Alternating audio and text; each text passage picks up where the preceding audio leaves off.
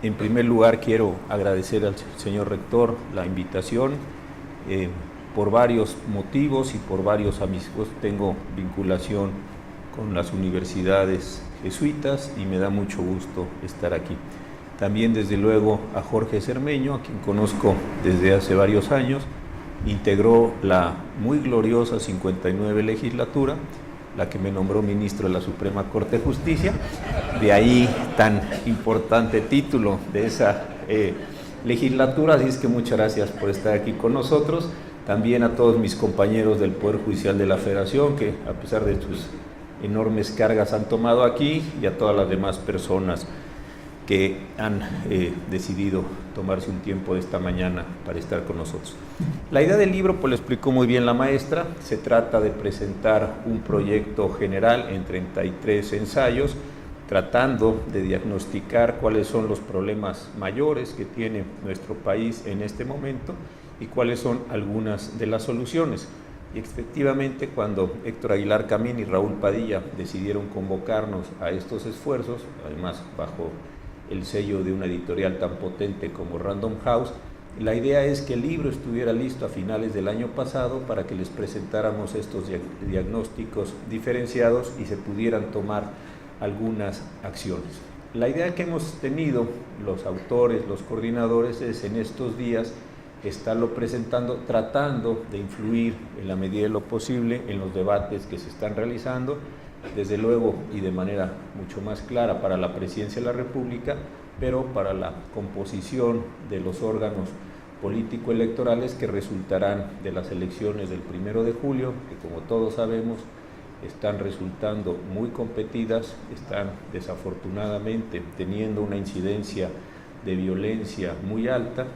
Al día de hoy en la mañana que lo revisábamos, parece que el número es de 91 personas asesinadas con motivo de los procesos electorales, lo cual es una cifra además de escandalosa, gravísima, y tratar de generar algunas ideas acerca de qué podemos hacer con distintos temas. A mí me tocó coordinar el capítulo de Estado de Derecho. Ahí escribí yo un artículo, ahora voy a hablar de él. Después escribió otro Héctor Raúl Solís, un profesor de la Universidad de Guadalajara, sobre las condiciones más sociológicas del incumplimiento de la ley entre nosotros o de la falta de cultura de la legalidad. Otro que escribió José Roldán sobre los problemas de la división de poderes y la administración pública, que también es un tema del que quisiera hablar, y otro más, Raúl Mejía, sobre el sistema federal mexicano, que tiene también sus problemas. Si tomamos esta parte, yo no me voy a referir a todas las demás, yo no soy experto en economía ni en algunas otras de las materias, creo que tenemos material suficiente para poder hablar y discutir esta mañana. ¿Por qué razón? El tema del Estado de Derecho, a mí me pidieron que hiciera un artículo de unas 15 cuartillas y que tratara de decir cuál es la condición general del tema. Yo empiezo diciendo que el problema general del Estado de Derecho es que no sabemos de qué hablamos cuando hablamos de Estado de Derecho. Pongo 4 ejemplos históricos. ¿Qué pasa en el siglo XVI inglés, cuando, con motivo de los cambios políticos, con el ascenso de la burguesía mercantil en ese momento, con los cambios de las casas reinantes, la Revolución Gloriosa, en fin, lo que conocemos todos en el siglo XVII inglés, se habla del rule of law. Ahí hay un modelo histórico, jurídico y político muy particular que lo que trataba de decir es que la ley se les tenía que aplicar por iguales a la monarquía, a la aristocracia y a la burguesía. Tiempo después, finales del siglo XVIII, comienzos del siglo XIX, los franceses utilizan la misma expresión, Estado de Derecho, pero ahí tiene una implicación distinta. Ahí es, la ley es la norma general, es producto del contrato social, muy en el estilo rusoniano, la voluntad de todos se expresa a través de la Asamblea Nacional y lo que debe prevalecer es la ley. Años después, a finales del siglo XIX, los alemanes, o lo que pretendían ser los alemanes, con Prusia a la cabeza, tienen que crear o vuelven a utilizar su concepto de Estado de Derecho, pero es diferente. Ahí es un Estado de Derecho que permitiera la unificación del Imperio alemán. Y En los años 90 volvimos a recoger la expresión Estado de Derecho, ya del siglo XX, con una finalidad muy específica que fue, bajo los paradigmas del consenso de Washington, tenemos que lograr que los contratos se respeten y se ejecuten. Entonces, si ustedes ven históricamente lo que ha tenido como contenido la expresión Estado de Derecho, no es lo mismo. Y podríamos encontrar personas en este momento que, si les preguntara yo si están de acuerdo con que hubiera Estado de Derecho en el país, todos diríamos por supuesto. Y cuando empezáramos a desmenuzar qué cosas es lo que estamos entendiendo por Estado de Derecho, podríamos empezar a tener ideas bien diferenciadas. Entonces, ahí hay un primer problema conceptual importante. Alguien podría decir, oiga, pero ¿qué Estado de Derecho no es lo que ya está en la Constitución? ¿Para qué nos hacemos bolas históricas? ¿Para qué traemos historias políticas, filosofías o teorías políticas si tenemos una Constitución? Y es que creo que el problema de Estado de Derecho se traslada a la Constitución. La Constitución, ya hay un texto canónico, 136 artículos, una cantidad enorme de reformas constitucionales en el medio, hay artículos transitorios, etcétera, y hay muchas posibles lecturas de la Constitución. Si uno pone énfasis en derechos humanos, la Constitución se puede leer de una manera. Si uno pone énfasis en el sistema federal, de otra manera. Si uno pone énfasis en la planeación democrática del desarrollo, hay otra manera de leer. Entonces, hay muchas lecturas posibles de la Constitución y esas lecturas están en competencia. Parte del trabajo de estar en la Suprema Corte de Justicia es precisamente decirle a las que vienen a los litigios cuáles son las lecturas que nosotros como ministros de la Suprema Corte de Justicia consideramos correctas. No la que tiene un Estado contra un municipio, no la que tiene un poder federal contra otro, sino la que nosotros como ministros, en una función de autoridad, decimos, esta es la lectura para tales y cuales efectos normativos. Entonces, ahí no hay una sustitución del Estado de Derecho con la Constitución, porque la Constitución vuelve a recibir algunos de los problemas de esta multivocidad que podría tener el propio texto constitucional. Entonces, partiendo de este diagnóstico, yo lo que decía es, si queremos entrar a Estado de Derecho, creo que la elección del 2018 puede ser un momento histórico importante. ¿Por qué razón?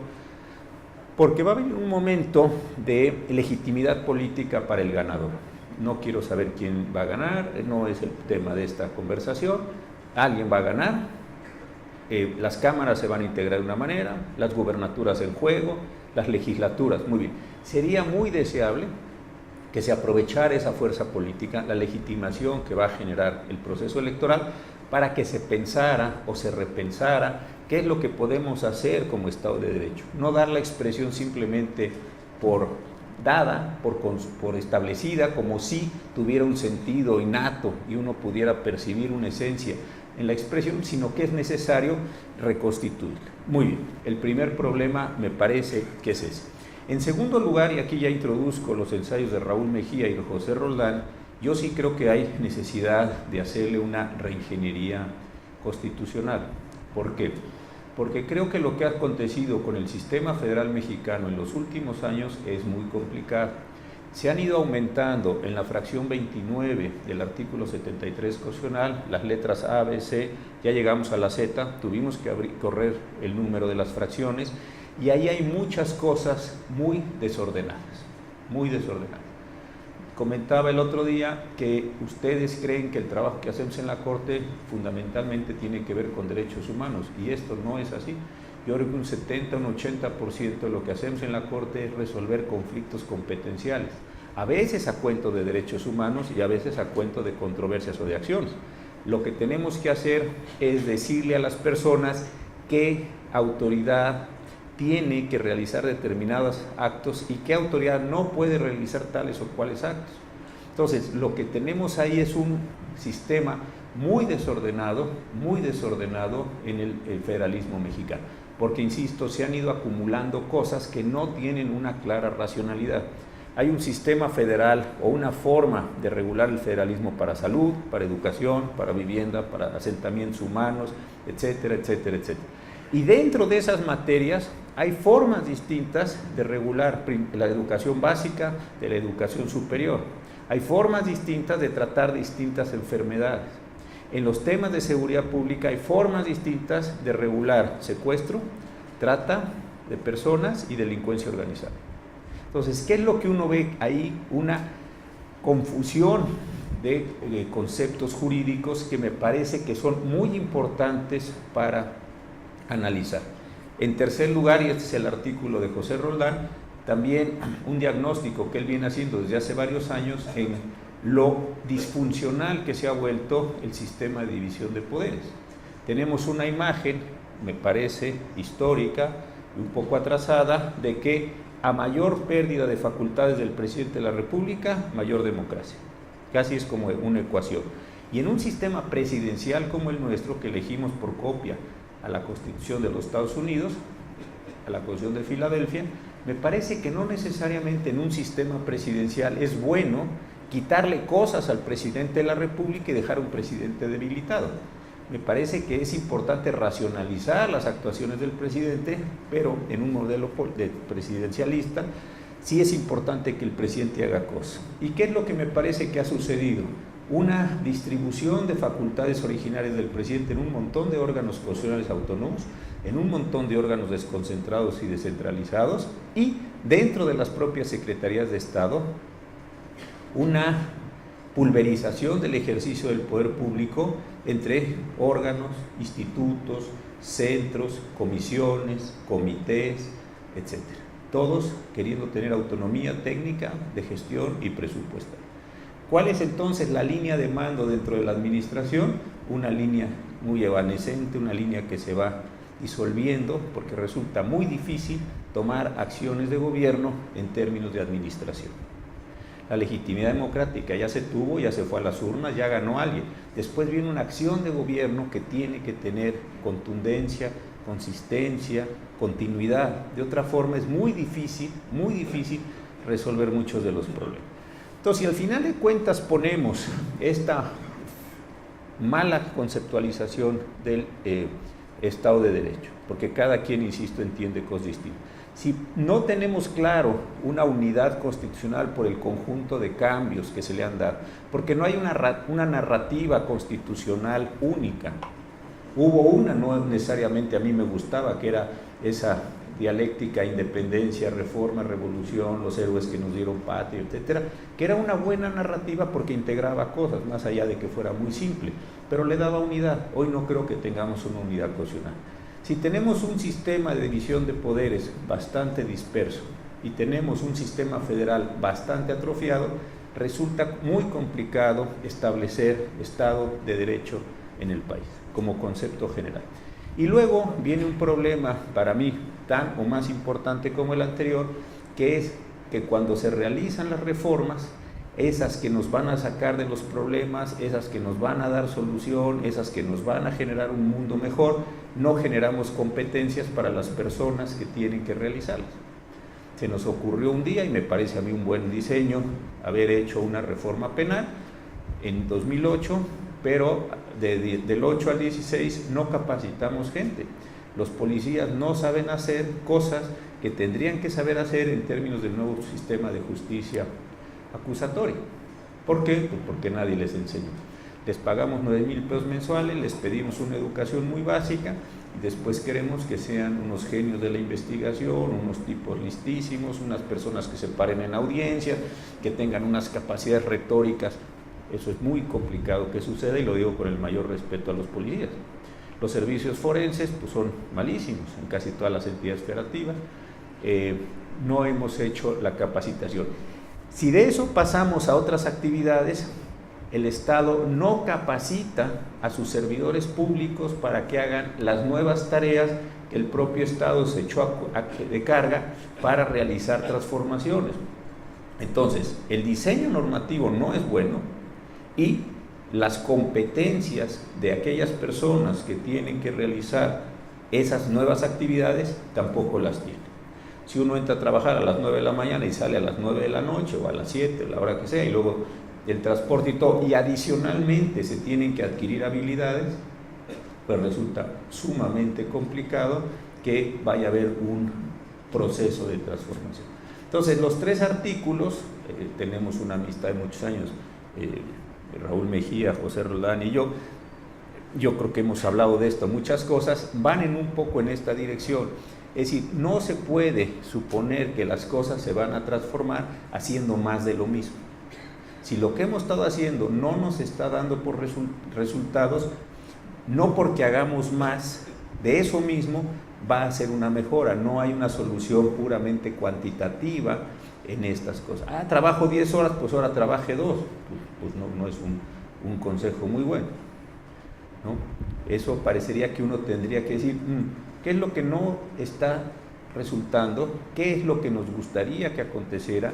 Con esta gente lo vamos a poder lograr.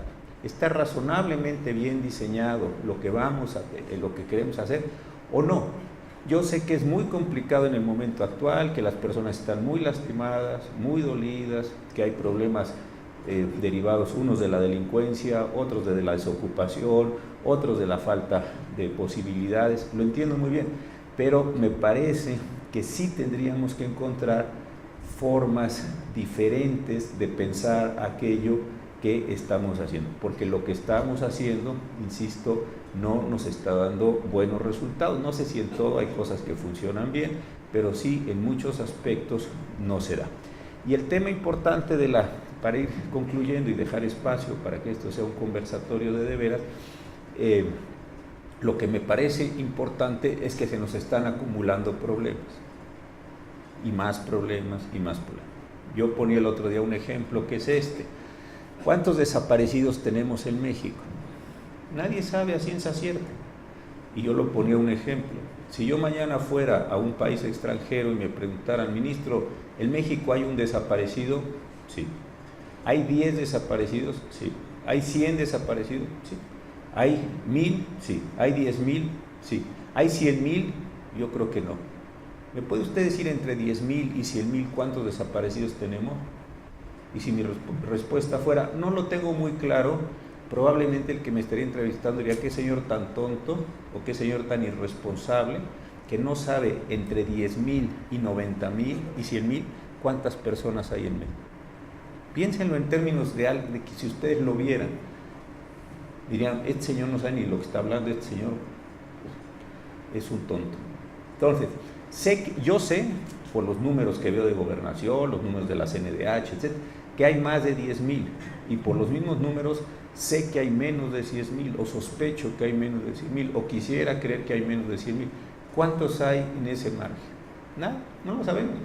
Muy bien, si no sabemos cuántos hay y no tenemos una definición operacional de a quién estamos en posibilidad de llamarle desaparecido y desaparecido forzado, o forzado más bien, ¿cómo voy a sentarme a buscar personas? ¿Cómo me voy a sentar a contabilizar personas? ¿Cómo me voy a sentar a identificar restos?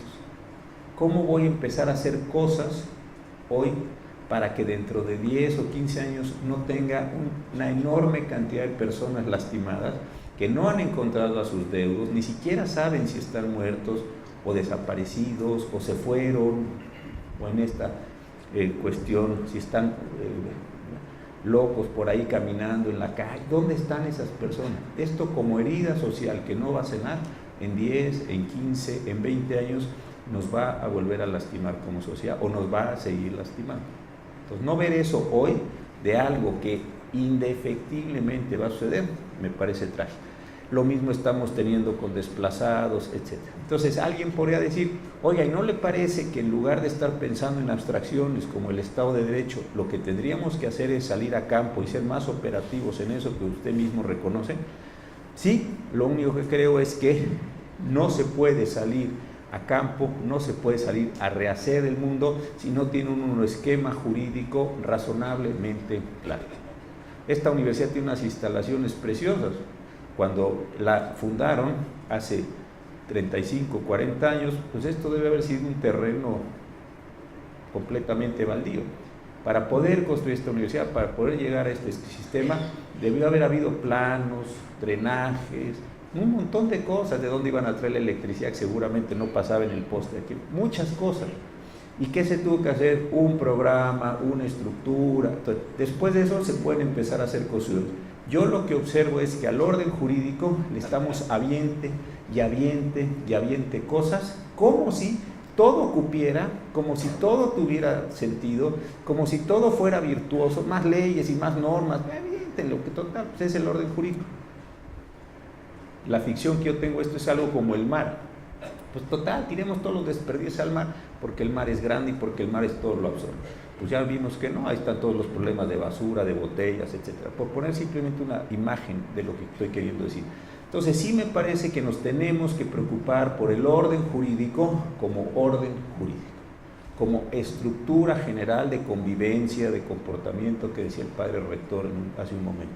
Si eso no está razonablemente bien pensado, claro, etcétera, me parece que las acciones cotidianas, ordinarias, van a ser de muy difícil realización, porque otra vez vamos a empezar con choques competenciales, con choques de autoridad, con choques procesales, con anulaciones en el amparo, y esto, en lugar de ser punto de solución, va a ser punto de conflicto.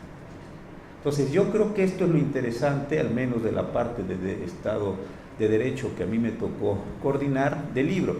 Podríamos hablar de otras cosas, de lo que se hace ahí en seguridad, corrupción, otros temas, pero sí me parece importante en esta casa tan seria, en este programa de derecho, con un público tan importante como el que está aquí reunido esta mañana, que pensemos en el orden jurídico así, como otra posibilidad, no simplemente como qué cosas le vamos poniendo, aumentando, adicionando, porque lo que estamos observando es que las meras adiciones, los meros aventares, los meros acumulares no van a dar como un resultado diferente a lo que estamos teniendo. Y eso es lo que yo quería así brevemente comentar. Muchas gracias. Esta pregunta, buenas tardes. Este es para ustedes, el guapo. Dice, en el contexto del Estado de Derecho, ¿cuáles son los límites constitucionales, éticos y morales de la Suprema? Los constitucionales son los que nos dispone la Constitución y la ley, con un problema, que nosotros mismos definimos qué nos pone la Constitución y la ley, que eso no deja de ser un poco circular y hasta tautológico, y este es un asunto central de la filosofía judicial, en el que, como no tenemos un órgano que nos revise o un órgano que nos corrija, salvo que se haga una reforma constitucional o legal, que expresamente se tendría que hacer para superar una condición como la que tuvimos, como sucedió en el arraigo, se hizo reforma constitucional para superar la jurisprudencia de la Corte, pero son casos muy extraños.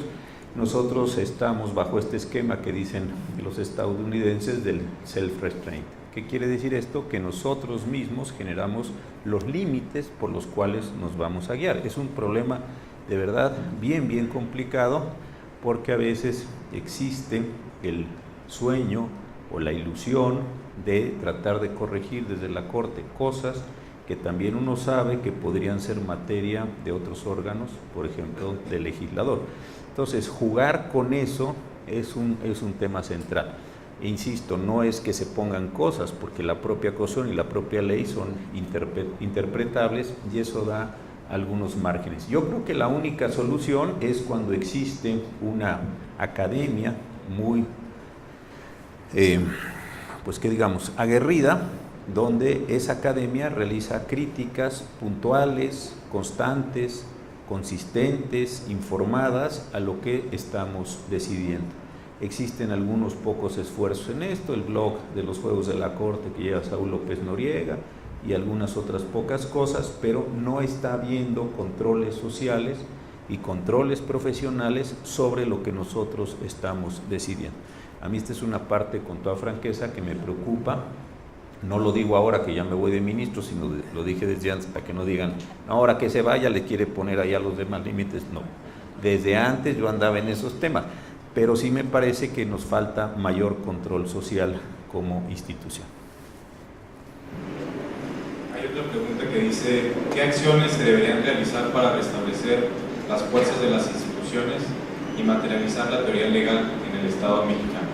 Mire, algo que va a parecer muy simple, pero es que de verdad muchas de las autoridades públicas, a veces por defecto propio y a veces por el propio componente institucional, no saben hacer lo que están, para lo que fueron nombrados y tendrían que saber hacer. Esto es algo que parece simple, parece bobo, pero me parece que es muy serio. A veces nos fijamos en la corrupción de las autoridades, pero no nos fijamos en la incompetencia de las autoridades. Y este es un asunto muy serio. Si aquí alguno de nosotros en este momento nos invitaran a ocupar ciertas posiciones públicas, yo estoy seguro que en un acto de cierta congruencia y de cierta sinceridad diría uno, yo a eso, para lo que usted me quiere nombrar, yo no estoy capacitado para hacerlo. Si ahorita me dijeran, oiga, ¿vio el canal de riego cuando venía a la universidad? Sí, ¿y qué le pareció? Pues como todos los canales de riego, precioso, es una obra. Usted se podría hacer cargo de la cuenca de aquí de la laguna. No. ¿Por qué? Porque yo no sé hacer eso. Es un problema de los ingenieros, es un problema serio, y si yo empiezo a mover llaves y a cerrar llaves y a llevar flujos y a traer flujos, lo único que va a hacer es producir una sequía mayor o una gravedad. Creo que sí hay cosas en ese sentido. Nadie nace sabiendo, pero el Estado me parece que debiera ocuparse de tener un fuerte servicio civil de profesionales que hagan cosas importantes. Yo hace muchos años me pregunté algo y lo investigué. ¿Por qué los ingleses, que eran una isla con muy pocas personas, podían tener, más allá de si nos parece o no, un imperio tan grande en el mundo? Es una pregunta interesante. Imagínense, tenían India, tenían África, tenían en el Caribe, y era Oxford, era Cambridge, algo la Universidad de Londres, era Eton, a ver, entonces ¿cómo lo hacían?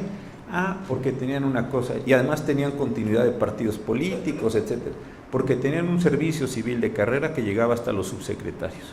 Lo que cambiaba políticamente era el secretario. Los subsecretarios eran buenísimos. Entonces era un secretario que tenía 10, 15, 20 años, entonces llegaba el político a decir chifladura y le decía, oiga, jefe, la India está para allá, no está para allá. Muy bien.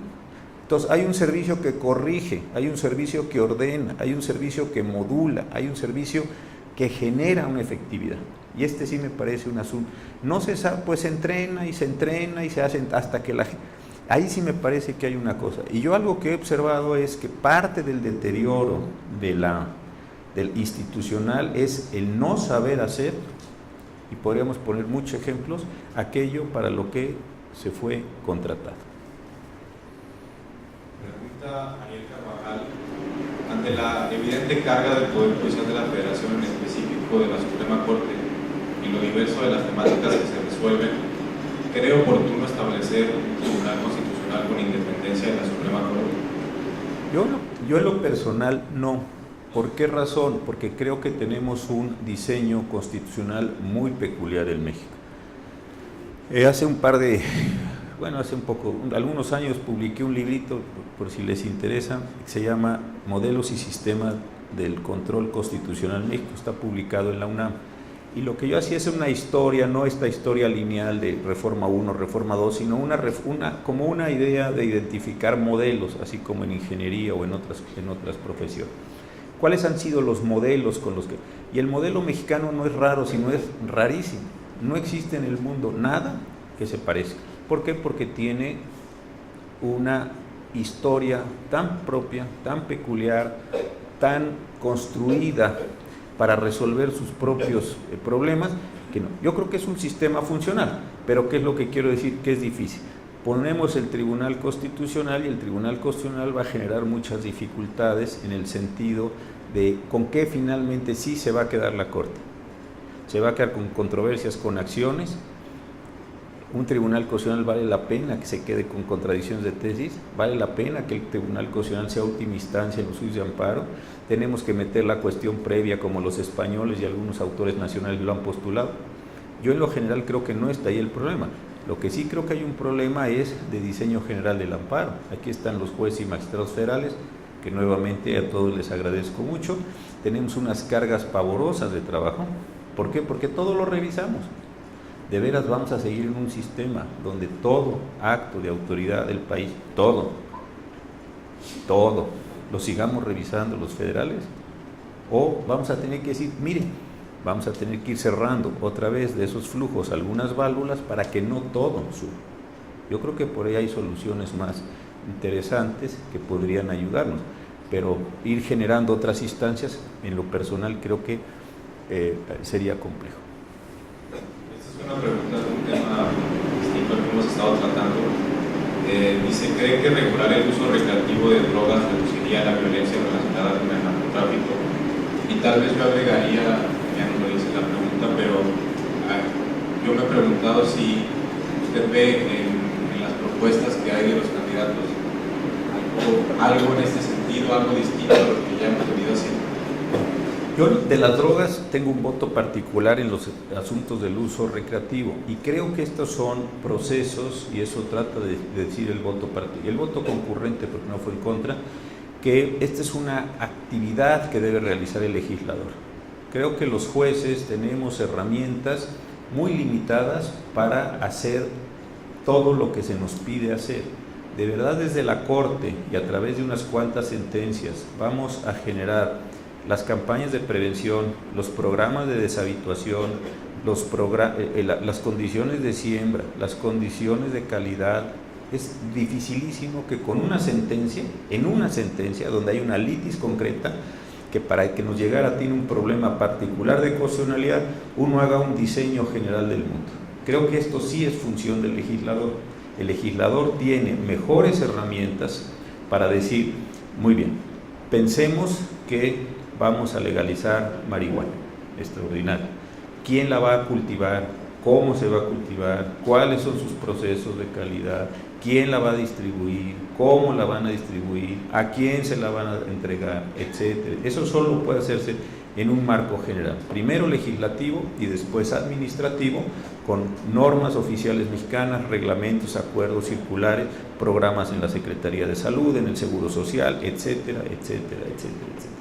Nosotros, insisto, tenemos un desarmador de cruz o un desarmador plano, y a lo mejor lo que esto necesita es una caja de herramientas donde haya pericos y llaves Stilson y otras muchas cosas que nosotros no disponemos en nuestra caja. Ese es el asunto. Y lo segundo, sí, desafortunadamente yo no he visto, más allá del tema de la amnistía, no he visto en los candidatos algo que sí me parece muy importante, que es todos los programas de reinserción de personas privadas de la libertad. ¿Qué hacemos con los que están en la cárcel? ¿Qué les enseñamos a hacer cuando están en la cárcel? ¿Qué queremos que hagan cuando salgan de la cárcel? ¿Qué oportunidades van a tener cuando salgan de la cárcel? Etcétera. Todo ese proceso no he visto que nadie lo mencione. Y adicionalmente está el tema de las drogas, donde creo que nadie lo ha enfrentado de una forma directa, para decir, bueno, sí, marihuana sí, bajo la posibilidad de consumos tales, las posibilidades de transporte. Eso creo que está completamente ausente del debate. Esta pregunta se relaciona tiene dos partes. Una parte sobre la amnistía, pregunta si considera que beneficia o vulnera el Estado de Derecho, la primera parte de la pregunta, y la otra, si cree que quitar el fuero presidencial generaría un descontrol político o fomentaría la protección del mismo Estado de Derecho. Del tema de la amnistía, yo pienso que el Estado decide las propias condiciones de su operación. Se puede hacer una función de sentido, sí, pero es un asunto que tiene que tener una enorme cuidado. ¿Por qué? Porque más allá de si nos gusta o no nos gusta y todo, el derecho penal sí tiene una condición reivindicativa de víctimas. O sea, el derecho penal tiene muchas funciones. Se toma una persona que está en libertad y que está delinquiendo y se le separa de la sociedad. Eso es muy importante. Pero también esa persona, al separársele, se le dice a los demás, esta persona que te agravió, la vamos a poner aparte para que no te pueda seguir agraviando y para que tenga un castigo. La Constitución nos prohíbe a todos hacernos justicia de propia mano. Si no se maneja bien un tema de amnistía, lo que se va a producir es que las personas se hagan justicia por propia mano. Si el Estado perdona a quien me agravia y yo no considero suficientemente justificado, transmitido, construido esa forma de perdón, la probabilidad de que alguien se tome la justicia que el Estado no le está garantizando de propia mano es altamente probable. Entonces el asunto no es trivial. Tienen ustedes como ejemplo lo que está pasando en Colombia. Hay una gran cantidad de personas que está a favor de llegar a acuerdos con las FARC y hay personas que están en contra. Un presidente que ya no tenía fuerza, un expresidente que no tenía fuerza política, está resurgiendo. Es decir, son procesos muy grandes donde se mueve a muchas personas, donde se renuevan muchos dolores, y creo que esto sí tiene que tener una ingeniería jurídica y social y política muy fina. Si se hace así nomás al tunturrún, va esto a generar más problemas que los que puede solucionar. Sí se puede amnistiar, sí, ha habido casos importantes en la historia donde se toman grupos y se les dice, ustedes se pueden reintegrar a la sociedad por X o Y razón. Y eso históricamente ha habido perdones, eso me parece que sí. Simplemente hay que detectar muy bien a quiénes, cómo, por qué es, un montón de cosas que si no sale bien, aquello que otra vez que se pensaba que iba a ser solución es causa de otras condiciones, etc. Ejemplos históricos es quienes no han quedado satisfechos con cierto tipo de soluciones, forman sus grupos paramilitares y ejercen violencia desde sus propios grupos o a través de sus propios grupos para tomar venganza o tomar sanción respecto de otros colectivos. Entonces sí, como posibilidad en abstracto, sí se puede hacer, desde luego, se puede hacer muchas cosas en sociedad. Simplemente es un proceso de complejidad en la forma de presentarlo, en la forma de construirlo, en la forma de administrarlo o de ejecutarlo. Y la segunda, el fuero. A ver, yo no he querido hablar del fuero porque yo tengo fuero. Entonces van a decir que, pues, ay, pues qué padre, ¿no? Yo no suelo hablar mal de los calvos por razones bastante obvias. Entonces, ¿cuál es el problema que tengo con el fuero? Que lo tengo. Sin embargo, en lo personal, me parece que es un error gravísimo quitar el fuero. La razón histórica del fuero es muy simple. Es evitar que los enemigos políticos dispongan de los funcionarios públicos mediante o a partir de acusaciones baratas. Si alguien me quisiera a mí sacar de un proceso en el que tengo que resolver la semana que entra o dentro de 15 días, etcétera, entonces me pueden acusar de lo que sea, consiguen simplemente que me sometan a proceso y ya no puedo actuar en el asunto en el que debía actuar por razón de mi cargo. Entonces ya me eliminaron de esa condición.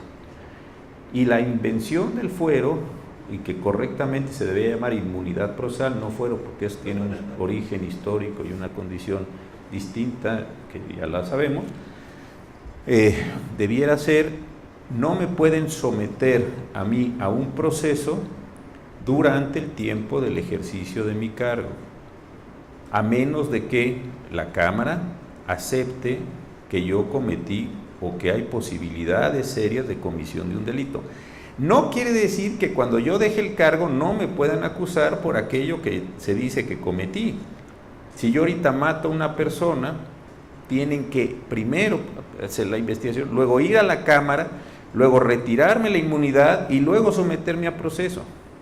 Si la Cámara, por la razón que ustedes quieran, dijera, no, al señor Cosío no le vamos a quitar el fuero de aquí al 30 de noviembre que termina mi cargo, estupendo. ¿Y qué me pasa a mí el 1 de diciembre? Pues que van y me agarran y me llevan al proceso. ¿Por qué? Pues porque tengo una acusación de alguien que razonablemente pudo demostrar ciertos elementos jurídicos. Me parece, de verdad, muy peligroso en un país tan enconado que quitemos el fuero, porque entonces yo puedo ir eliminando, no físicamente, como desafortunadamente está pasando a mis contrincantes políticos, matándolos, sino simplemente retirándolos de los cargos a través de un conjunto de acusaciones muy regulares. Creo que este es un camino, en lo personal, peligroso en el que nos vamos a meter, donde la lucha política puede adquirir formas nuevas, se puede exacerbar a través, insisto, de quitar personas de los cargos públicos. Si a mí no me gusta lo que va a juzgar un juez de distrito aquí o un magistrado, pues muy bien, le presento ante el Ministerio Público Federal Local, de acuerdo con mi conveniencia, una acusación de un delito horrendo, lo descalifico en los medios, lo separo del cargo y traerá el Consejo de la Judicatura Federal o Local a otro sujeto para que resuelva su caso. ¿Y esto es bueno para la justicia? Me parece que no es bueno para la justicia, no es bueno para la mecánica general de las cosas. Yo en eso por eso no me parece que sea una solución interesante. Me parece que sí tiene que podría precisarse que al concluir el cargo se pueden llevar a cabo estas cosas, a lo mejor introducirlo como una prohibición de reelección, en fin, otro tipo de mecanismos, pero tomar a alguien así del cargo, sacarlo y ponerlo acá para que quede libre esa condición, me parece que entramos en otro factor de lo que ahora se llama desinstitucionalización del país, que puede tener al tiempo consecuencias muy serias. Ay, gracias, viejo. Esta pregunta tal vez conteste, doctor, con las propuestas que hace en su ensayo en el libro. Dice que ante la crisis del Estado de Derecho, ¿qué es lo necesario, urgente por hacer para mejorar como país? Mire, el día de ayer estuvimos en la tarde en la Universidad Autónoma de Coahuila. El rector de allí es un ingeniero muy agradable.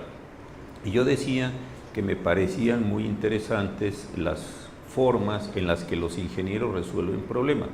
Va a parecer que hoy también ando aquí de barbero porque también nuestro rector es ingeniero. Entonces van a decir, este señor se va encontrando el modo de irse ahí por la sombrita. Y bueno, ya algo así, no es cierto. Pero a ver, a mí me gustan mucho los problemas de cómo los ven los ingenieros.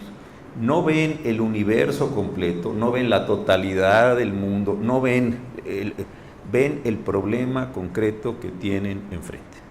Y creo que en el tema de Estado de Derecho podemos tirarnos cuentos chinos todo el tiempo y decir que lo que hay que hacer es una transformación. ¿Y por qué no empezamos resolviendo elementos concretos mediante medidas concretas? Claro, no una tras de otra, no consecutivas, sino simultáneamente. Si ya nos dimos cuenta que las policías no están siendo un factor de resolución de casos en muchos de los temas que se nos están prestando en la delincuencia ordinaria y en los procesos orales acusatorios, ¿por qué no identificamos problemas con las policías y resolvemos problemas con esos policías para que esos policías se conviertan en algo virtuoso dentro de los procesos acusatorios? Si ya nos dimos cuenta que los servicios forenses no están funcionando, ¿por qué no entrenamos chicos y chicas que estén recién egresados con controles de confianza para que estos chicos hagan cosas que los procesos no se nos caigan? Y así sucesivamente, no insisto, no consecutivamente, sino simultáneamente muchos. Esto sí me parece que es de una enorme importancia, porque mientras sigamos viendo o discutiendo si esto es el ADN de los mexicanos, si esto es la cultura de los españoles, me parece que no va a haber cosa. Creo que los problemas se van resolviendo uno tras otro. Y este sí me parece que es un asunto esencial. Entonces puede parecer trivial lo que yo estoy diciendo, pero de verdad que no lo es. Si ahorita se descompone el aire acondicionado, ¿qué podemos decir? Vamos a revisar el modelo jesuita de educación, me parece un poco absurdo. Vamos a revisar las condiciones educativas del Estado mexicano. Oiga, lo que queremos es arreglar el aire acondicionado, no ver qué cosas decía San Ignacio en los ejercicios espirituales. Hay que resolver el problema del aire acondicionado, nada más. Y sí me parece que el país no enfrenta en muchas cosas problemas de orden concreto. Entonces, creo que en el Estado de Derecho sí hay cosas normativas que no están bien hechas, de verdad, uno lo puede ver. Aquí voy a poner un ejemplo muy fácil para los compañeros jueces federales y locales, juzgadores más que jueces. ¿Está bien avenido el sistema penal acusatorio con el juicio de amparo directo? ¿Sí o no? Pues no. Pues bueno. Entonces, ¿qué hacemos? Otra vez empezamos a decir, ¿qué hubiera hecho Vallarta? Oiga, señor, Vallarta tiene 200 años muerto, no demos lata. ¿Qué hubiera hecho los padres? Tampoco nos interesa. El problema es, ¿qué le quitamos a la ley? ¿Qué le ponemos a la ley? Que no sea inconstitucional y que fluyan los procesos. Es el momento de preguntarnos si venimos de Aztlán. No es el momento de preguntarnos. Para ese problema hay una solución concreta, que es, le quito, le pongo, le ajusto, se discute con los que saben, con los que están en ese ámbito, se arregla y se sigue. Esto sí me parece que tiene un sentido. Y parte para mí ya con 15 años de experiencia en la Corte, de observar el orden jurídico durante 15 años en una enorme cantidad de fenómenos, creo que una parte importante, insisto, es ¿por qué no vamos arreglando cosas concretas? Y la suma de arreglos parciales a lo mejor nos va generando un mejor arreglo general.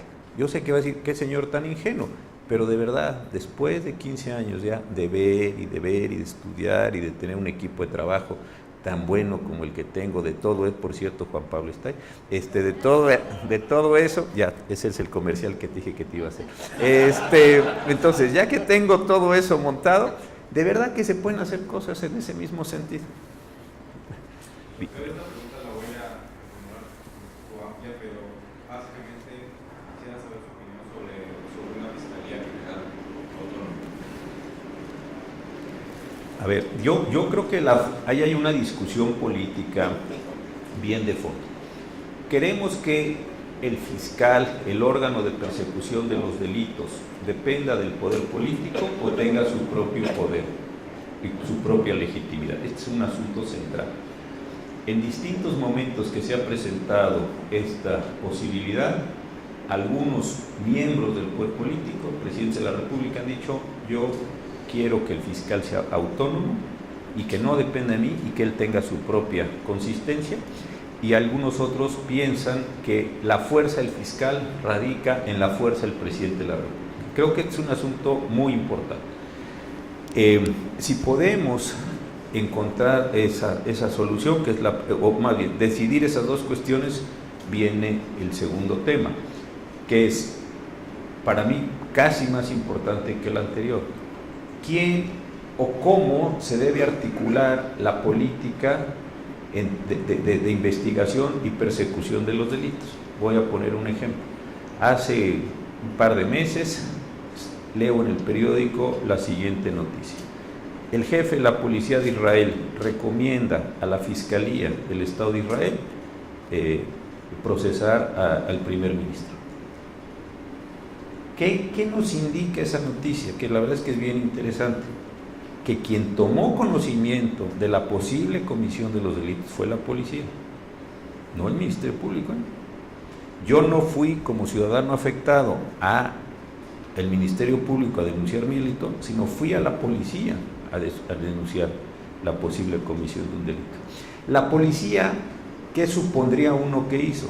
Pues mandó una serie de policías, unos son de calle, otros son lo que llaman detectives o distintos, a investigar el delito. Salieron, buscaron, fueron, obtuvieron órdenes de juez, regresaron, intervinieron comunicaciones, lo que haya sucedido. Una vez que tuvieron un expediente razonablemente construido, se lo llevaron al señor fiscal para que el fiscal dijera: con estos elementos tengo y proceso. No me faltan, entonces con su propia policía complementa o manda a hacer otras diligencias, etc. Hay una división interesante entre quien investiga, controla, etcétera, y las investigaciones, quien lleva a cabo los procesos de acusación y quien actúa en los procesos para sostener esas acusaciones. Yo creo que aquí hay elementos bien interesantes de diseño en los cuales tendríamos que observar, porque hoy la policía, yo decía una cosa, es muy fea lo que voy a decir, pero creo que es verdad, que a la policía en términos generales las usamos como arrieros. Lo que sirve la policía en este país es para arrear gente, para que se vaya la gente para allá, para que la gente se vaya, usted no puede pasar, ustedes, la usamos como arrieros, no tienen otro tipo de funciones. La función social de una parte o del cuerpo así en general es esta, y es tristísimo para nosotros y es tristísimo para ellos. Y entonces por eso les podemos pagar poco, les podemos pedir poco. ¿Por qué? Porque lo único que tiene que ser es quítese, no pase, muévase, etc. Pero esa función de investigación, ¿en dónde se está dando? ¿Quién la está realizando? Y una vez que está, se podría generar. Y última cuestión. Existe una ilusión que yo veo en las propuestas de reforma constitucional de la Fiscalía, y es algo así como, ojalá que si el fiscal es un superhombre, todo lo demás se va a resolver. Y esto creo que no va a pasar. No va a pasar. ¿Por qué? Porque el fiscal es un ser humano con competencias, con inteligencias y con atribuciones limitadas.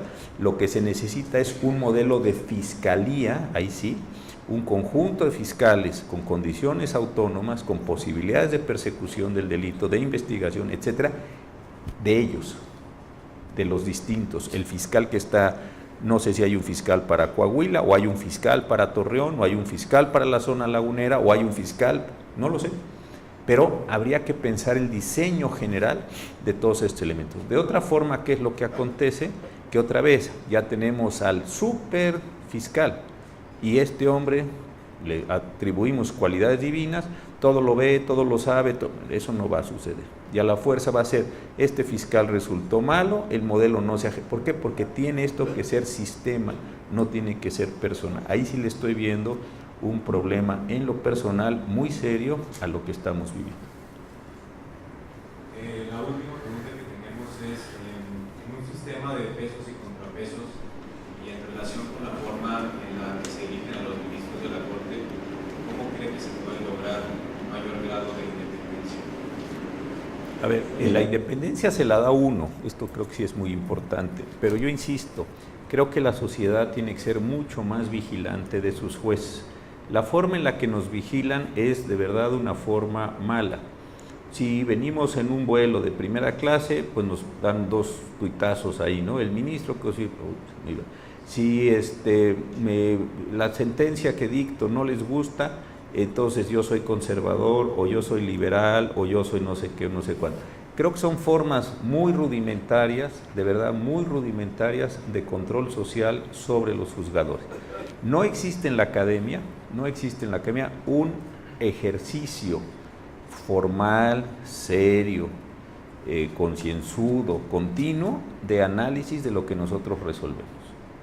Yo pongo siempre un ejemplo, y ya sé que las comparaciones son odiosas, pero son buenas, por eso son odiosas, en el sentido de si ustedes abren cualquier revista seria en otros países, la revista de Harvard, las revistas españolas, las inglesas, las italianas, la que ustedes me digan, la primera sección de las revistas más prestigiadas tienen un análisis de las sentencias de sus tribunales, y no solo de la Suprema Corte, de los equivalentes a los colegiados nuestros.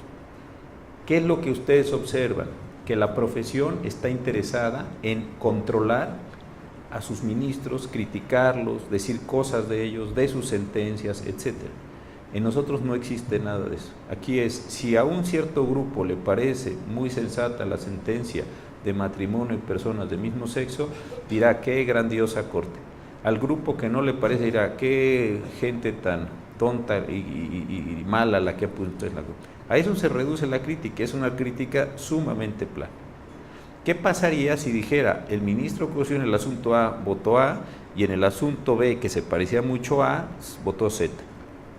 Ah, caray, eso sí tendría un efecto sobre mí, sobre mi reputación, sobre mi actuar, y tendría yo ciertos elementos de ordenación de mi actividad.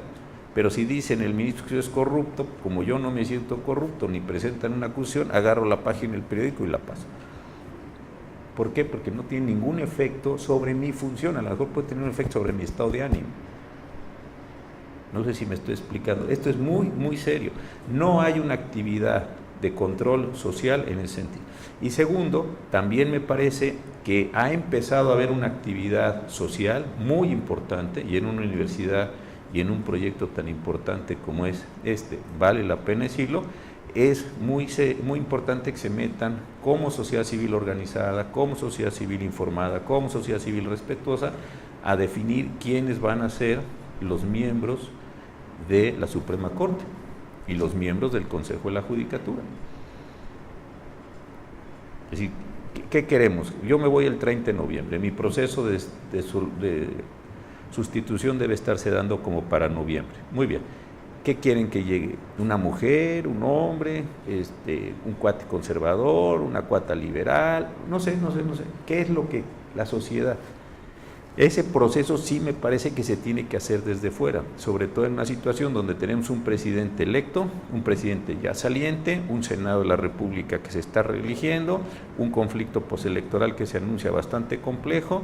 Es decir, ¿quién va a resolver esto? Entonces, si no hay una sociedad que dice, oiga, no queremos ese, queremos decir lo otro, queremos vetar al de allá, me parece que entonces cualquiera llega, y después las consecuencias normativas de tener una corte así o una corte asado, sí son importantes para la vida cotidiana de todos nosotros. Entonces, ¿qué creo que se puede hacer? Eso, subir los estándares de selección, subir las formas de discusión de los ministros y después, una vez que se esté en el cargo, ejercer a través de una revisión, a través de observatorios, de sentencias, a través de formas de control académico, mediante la crítica de lo resuelto, no de la persona y de las cualidades personales del ministro, porque eso, salvo que uno haya cometido un delito o una falta, no tiene importancia.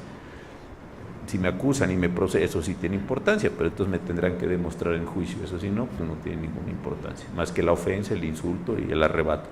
Pero en cambio, si me van llevando un récord, como se dice, de mis decisiones, ¿por qué aquí sí, por qué aquí no, por qué aquí sí, por qué aquí no? Eso sí me parece que genera un sentido social mucho más relevante.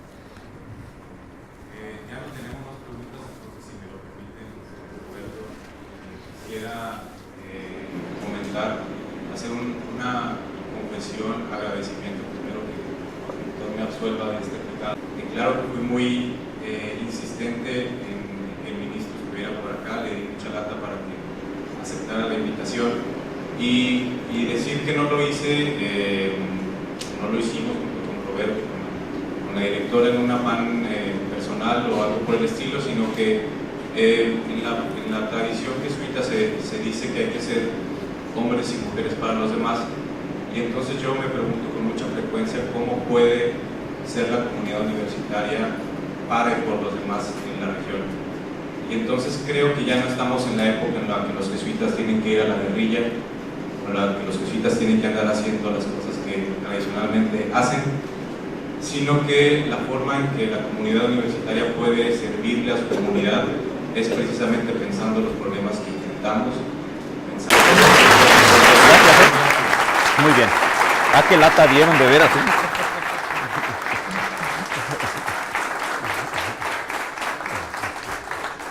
la Universidad Iberoamericana queremos hacerle una entrega y un reconocimiento. La Universidad Iberoamericana